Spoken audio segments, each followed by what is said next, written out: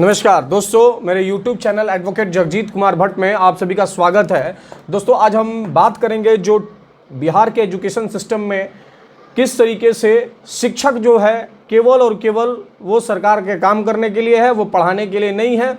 और पैरेलल जो है सरकार ये मान चुकी है कि हमारी जो शिक्षा व्यवस्था है वो कोचिंग के भरोसे है, क्योंकि लड़का जो भी पास कर रहे हैं 10+2 हो या 10 हो, उनमें टीचर्स का कोई योगदान नहीं है। उस पर सारी बातें होंगी। दोस्तों, सबसे पहले तो मैं उन सभी जितने भी स्टूडेंट्स ने अच्छे नंबरों से पास किया है, मैं उनको बधाई देना चाहता हूं और सरकार को भी बधाई देना चाहता हूं कि आपने हाथ खड़े करके ये दिखा दिया कि मेरी एजुकेशन व्यवस्था जो है वो हमारे भरोसे नहीं है, वो कोचिंग संस्थाओं के भरोसे है। क्योंकि हमारे शिक्षक, आपके शिक्षक जो बिहार गवर्नमेंट के शिक्षक, वो शिक्षक पढ़ाने के लिए तो है नहीं, वो जनगणना कराने के लिए है, कोविड में ड्यूटी लगाने के लिए है, वो चुनाव कराने के लिए है। पिछले से पिछले साल जो चुनाव हुआ, एमपी का चुनाव हुआ, फिर एमएलए का चुनाव हुआ, फिर नगर निकाय का चुनाव आ जाएगा, फिर मुखिया का चुनाव। टीचर्स मतलब चुनाव कराने के लिए बने हुए हैं, टीचर्स मतलब जनगणना कराने के लिए बने हुए हैं, टीचर्स मिड डे मील करने के लिए बने हुए हैं, सोशल अवेयरनेस प्रोग्राम चलाने के लिए बने हुए हैं, एग्जामिनेशन कराने के लिए बने हैं। मतलब एक शिक्षक सब काम करेगा, वो पढ़ाएगा नहीं बच्चों को।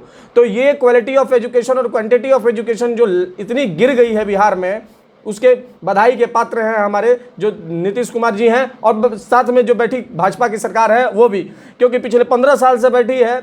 दोस्तों, मैं ये सब बातें क्यों कह रहा हूं? मैं ये सब बातें इसलिए कह रहा हूं कि हाईकोर्ट ने 17 जुलाई 2021 को एक वर्डिक्ट दिया और कहा कि education system in Bihar has derailed.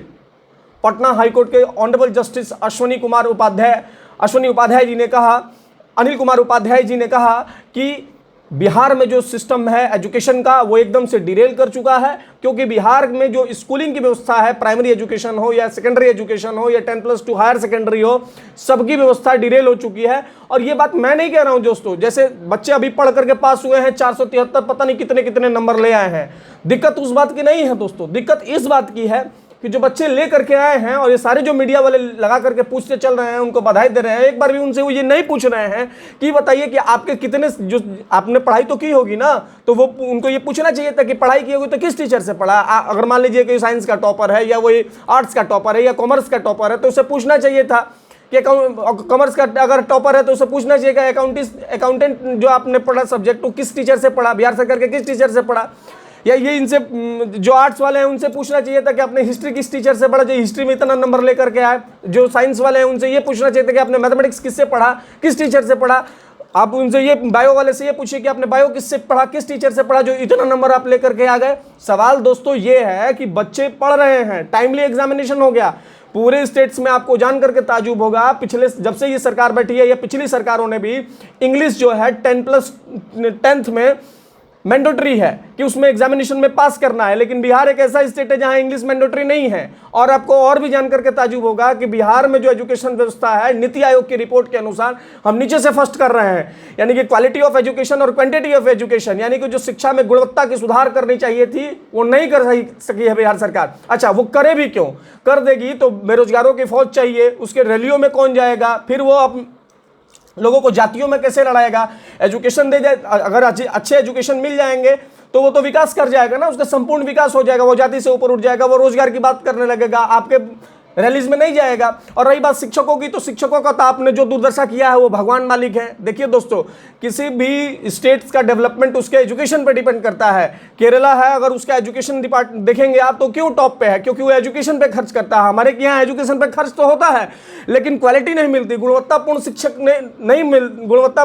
नहीं मिल पाती है। जिसका देन है कि आप समझ लीजिए कि इतने सारे बच्चे पढ़ रहे हैं ना, कोविड में एग्जाम हुआ, कोविड में क्लासेस नहीं चले, ऑनलाइन क्लासेस नहीं चले, सिलेबस कब कंप्लीट हुआ, कोई भी 10th का भी वही हाल है, 10+2 का भी वही हाल है। तो आपको ये देखना पड़ेगा कि क्लासेस चले नहीं तो एग्जामिनेशन टाइम पे कैसे होना है, जबकि अभी सीबीएसई का एग्जाम नहीं हुआ, आईसीएसई का एग्जाम नहीं हुआ।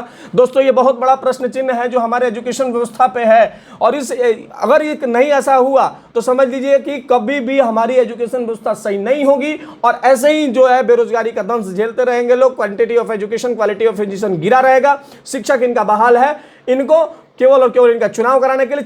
शिक्षक सब काम कर सकता है, एक काम नहीं कर सकता है, वो पढ़ा नहीं सकता है, बस सरकार यही चाहती है। दोस्तों कहने के लिए तो बहुत कुछ है, लेकिन सबसे बड़ी बात कि जितने भी IAS IPS ऑफिसर्स हैं, क्या ये भी बात पटना हाईकोर्ट ने कहा कि जितने भी IAS ऑफिसर्स हैं उनका लिस्ट उस लिस्ट दिखाइए कि कितने आपके बच्चे सरकारी स्कूल में पढ़ते हैं। दोस्तों जान करके ताजुब होगा कि बहुत कम ऐसे IPS हैं ही नहीं। 99% मैं कह रहा हूं कि किसी भी IAS IPS और सेकंड क्लास फर्स्ट क्लास अधिकारी के बच्चे सरकारी स्कूल में नहीं पढ़ते हैं। क्यों? क्योंकि वो जानते हैं कि वहाँ क्वालिटी ऑफ एजुकेशन नहीं है, उनका लड़का बड़ी जगह पे जाएगा। और सरकार ने भी ये मान लिया कि जो हमारी प्राइवेट कोचिंग संस्था है, इन्हीं के साथ हमारा साठगांठ बैठकर हम टाइमली में एग्जाम में बिना पढ़ाए टाइमली एग्जाम ले लिए। दोस्तों कहने के लिए बहुत कुछ है। मेरी ये वीडियो अच्छी लगी तो आप शेयर करें, सब्सक्राइब करें। धन्यवाद दोस्तों।